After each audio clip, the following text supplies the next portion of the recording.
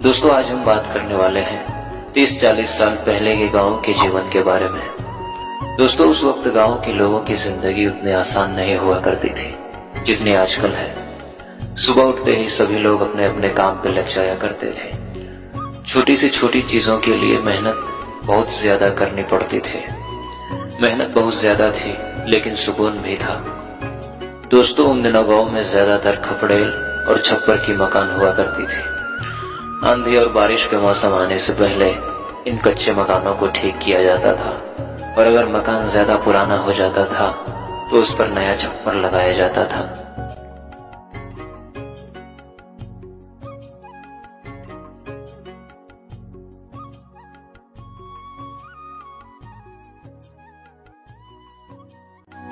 और दोस्तों उन दिनों खेती का सारा काम बैलों के द्वारा ही किया जाता था।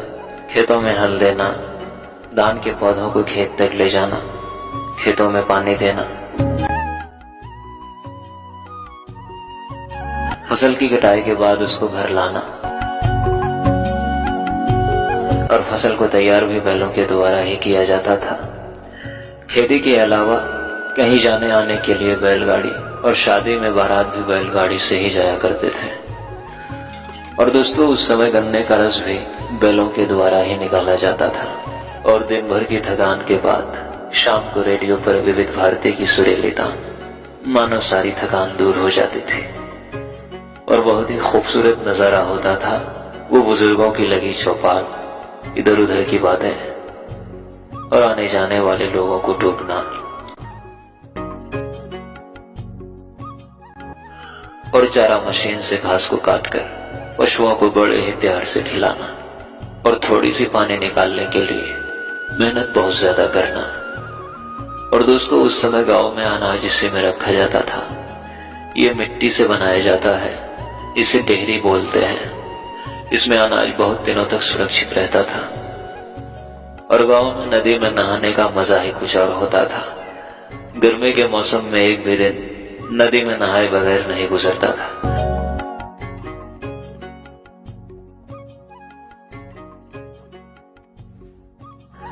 और दोस्तों सुबह होते ही सारे पशु खेत की तरफ निकल जाते थे अपने भोजन के लिए।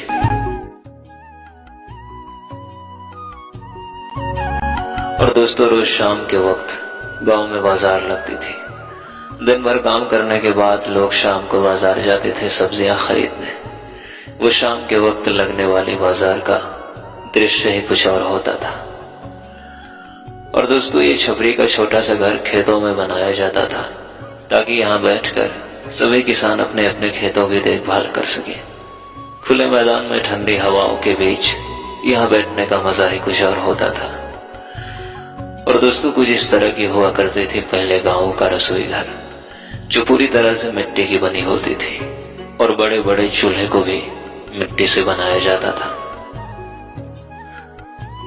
और दोस्तों इसे हंसिया बोलते हैं। गांव में सब्जियों को काटने के लिए इसी का प्रयोग किया जाता है। और दोस्तों गेहूं की फसल की तैयारी के बाद जो भूसा निकलता था उसको ऐसे ही भूसा घर में स्टोर किया जाता था गाय बैल और भैंसों को खिलाने के लिए।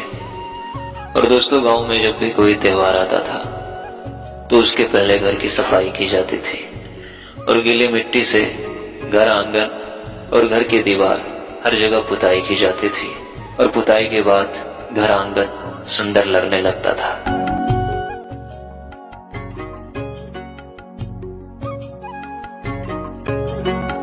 और दोस्तों उस समय जब गांव की महिलाएं कुएं से पानी भर के लाते थे तो उसको मिट्टी के घड़े में स्टोक करके रखा जाता था खाना बनाने और पीने के लिए। और दोस्तों जब कुएं में बाल्टी गिर जाती थी तो उसको इसी कांटे से निकाला जाता था। इसको हर जगह अलग अलग नाम से जाना जाता है। आप लोगों के यहाँ इसे क्या बोला जाता है कमेंट में जरूर बताना। तो दोस्तों आज के लिए बस इतना ही।